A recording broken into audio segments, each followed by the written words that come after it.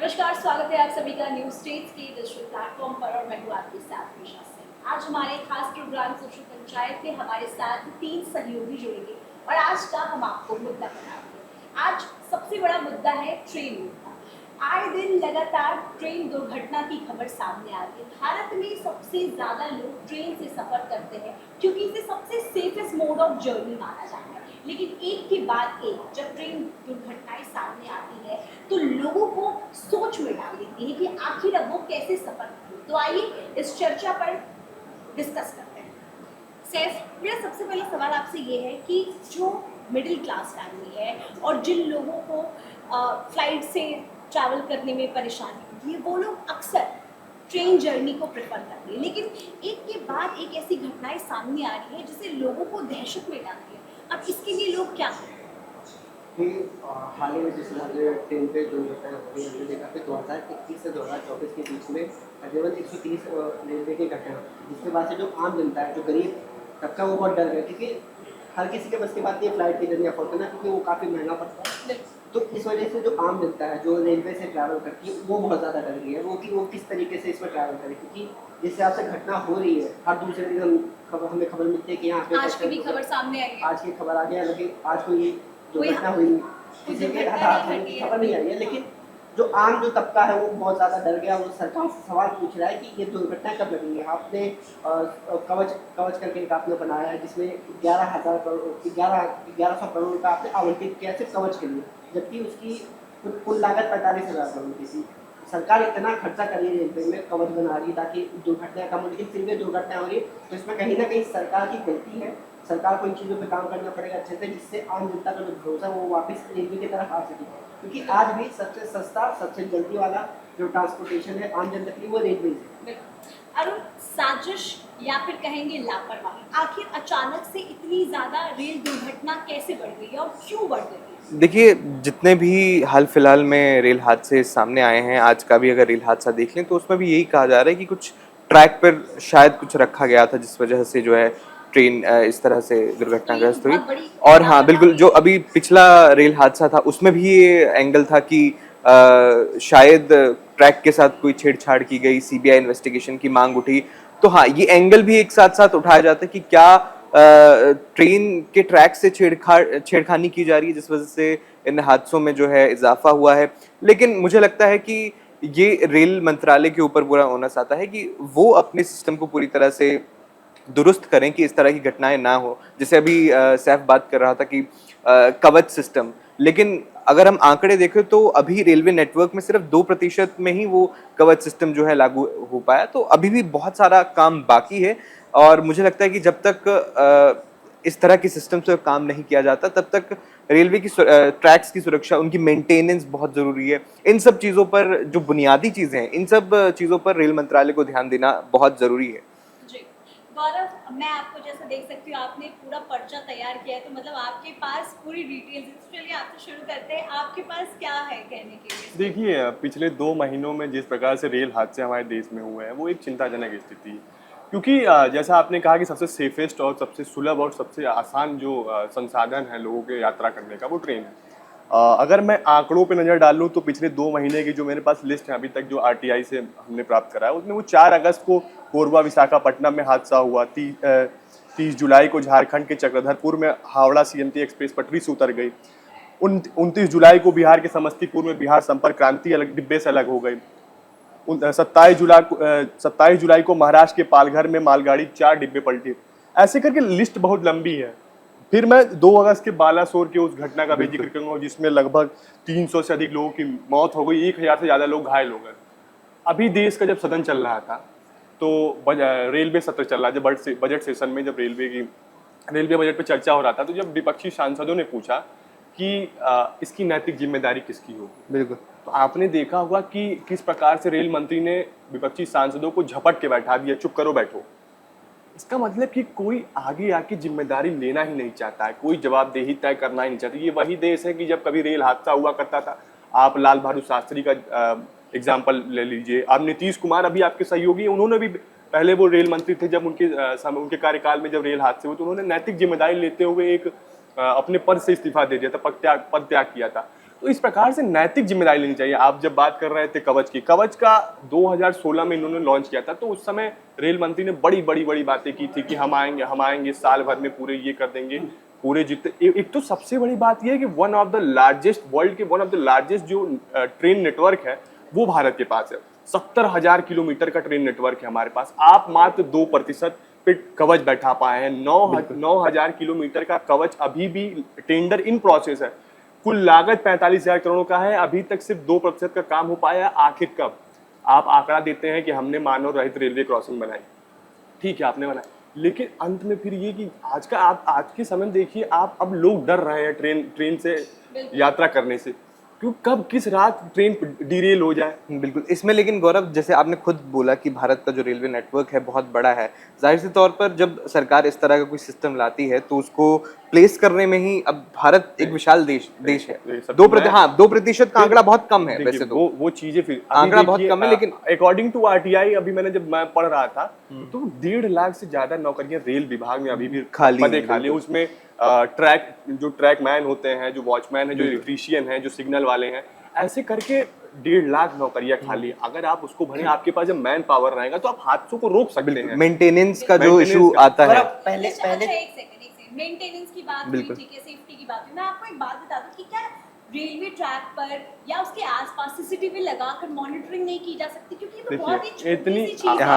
आप जैसे वो चीजें हो सकती हैं, लेकिन इतनी वो नहीं। अगर आप गांव के सुदूर क्षेत्रों में जाएं तो पहले तो आप अभी भी भारत में ऐसे पिछड़े गांव हैं जहां लोग सीसीटीवी को एक अजूबे की तरह देखते हैं। उनको लगेगा अरे यार ये क्या आ गया, लोग तोड़ फोड़ के घर ले जाएंगे। आप वंदे भारत देख लीजिए, पहले कोई यूपीआई का इस्तेमाल नहीं करता था, लेकिन आप गांव में हर कोई यूपीआई का इस्तेमाल कर रहा है। देखिए ये आपने जो सवाल पूछा कि सीसीटीवी से इम्प्रैक्टिकल भी हो जाता है, पूरे सीसीटीवी से मॉनिटरिंग करना इतना आसान नहीं है। मेंटेनेंस ही हो जाए वही बहुत पहल की। आज भी कई ऐसी जगह हैं जहाँ पे इंटरनेट भी मौजूद नहीं है हमारे पास। अभी भी हमारे वहाँ तो 2 लाख से ऐसे भी गांव है जहाँ इलेक्ट्रिसिटी नहीं है, तो आप वहाँ कहाँ ले जाएंगे?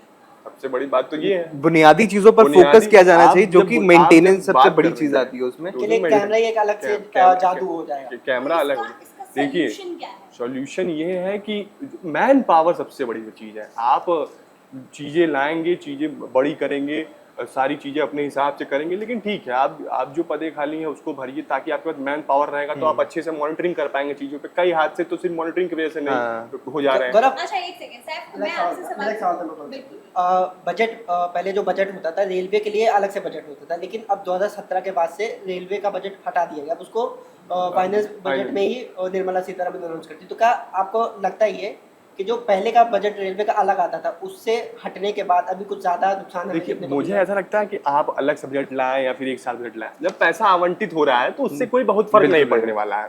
उसकी वो पैसा कहाँ लग रहा है, किन चीजों पर लग रहा है, वो ज्यादा इंपॉर्टेंट है। अगर आप जो पैसा आपको सरकार से मिल रहा है, आप वो पैसा रेल में खर्च कर पा रहे हैं, तो उससे कोई मतलब नहीं है कि आप किसके साथ बजट ला रहे हैं। हाँ, ये चर्चाएं हो रही हैं। आप देखिए गौरव गोगोई जो उपनेता हैं, बिल्कुल उन्होंने सवाल पूछा, जब उन्होंने खड़े होकर जब उन्होंने सवाल पूछा कि इतनी जो अब उन्होंने एक आंकड़ा भी दिया कि पिछले 1 महीने में 4 मालगाड़ी पटरी से डिरेल हो गई, वो पलट गई। आपने देखा बालासोर में जो हादसा हुआ वो मालगाड़ी से टकरा जिस प्रकार तो खड़े होंगे तो और किसी को तो जिम्मेदारी लेनी होगी। वही मेरा सवाल आपसे ये है कि ये भी कहा जा रहा है कि क्या आतंकी रेलवे ट्रैक्स को टारगेट बना रहे हैं? क्या इसमें ये भी एंगल सामने आ रहा है? नहीं, मुझे ऐसा नहीं लगता कि इसमें कुछ आतंकी एंगल आ सकता है, क्योंकि जिस हिसाब से रेलवे में एक्सीडेंट हो रहे हैं, वंदे भारत का एग्जाम्पल है, वंदे भारत में जो पथराव हो रहा है हर दूसरे दिन में सुनने में आता कि वंदे भारत को पथराव कर रहा है। अभी जो रिसेंट वाला जो 12 बोगियां डिरेल हुई, उसमें अश्विनी वैष्णव जी ने जो उन्होंने ट्वीट करा, उसमें कहा कि जो इंजन था वो किसी चीज से हाल ही में ऐसी वीडियोस भी सामने आई जिसमें कुछ यूट्यूबर्स को गिरफ्तार किया गया। वो चीजें बड़े बड़े पत्थर ट्रैक्स पर रख देते थे, यूट्यूबर थे वो करते थे, बिल्कुल उनको गिरफ्तार किया गया। तो ये उन्हें भी, लोगों को भी समझना चाहिए कि ये चीजें खेलने की नहीं है। आप एक ऐसी चीजें पटरी पर रख देते हैं और हादसे होने के चांसेस बढ़ जाते हैं, तो ये अवेयरनेस की भी जरूरत है इन मामलों में। और सिस्टम के साथ साथ लोगों को भी इस चीज का खास ख्याल रखना चाहिए कि जब आप ट्रेन से सफ़र कर रहे हैं तो आप रेलवे पटरी पर ऐसी भारी भरकम चीज़ों को ना फेंकें, क्योंकि आपको पता नहीं कि छोटी सी चीज़ भी एक बड़ा हादसा हो सकती है, उसकी वजह से एक बड़ा हादसा हो सकता है। गौरव, आप एक बात बताइए कि ट्रेन में कोई भी हादसा होता है, ट्रेन से मान लो पटरी से उतर गई जिसमें लोगों की जान चली गई, तो कब तक आप एक मुआवजे से खाना पूर्ति करते रहेंगे? देखिए, वो मुआवजा एक तरीका है ताकि थोड़ा सा जिसे होता है कि नुकसान पहुंचे। नुकसान जो आर्थिक, देखिए अब व्यक्ति के जान माल का तो हम भरपाई कर नहीं कर सकते, तो ये थोड़ा सा आर्थिक मदद होता है कि ताकि परिवार थोड़ी सबल हो जाए। कई कई लोग ऐसे भी सफ़र करते हैं ट्रेन में जो जनरल बोगी में सफ़र करते हैं या फिर, तो उनकी स्थिति सही नहीं हो तो थोड़ा सा सरकार आर्थिक रूप से उन्हें सशक्त करने का प्रयास करती है अपने तौर से।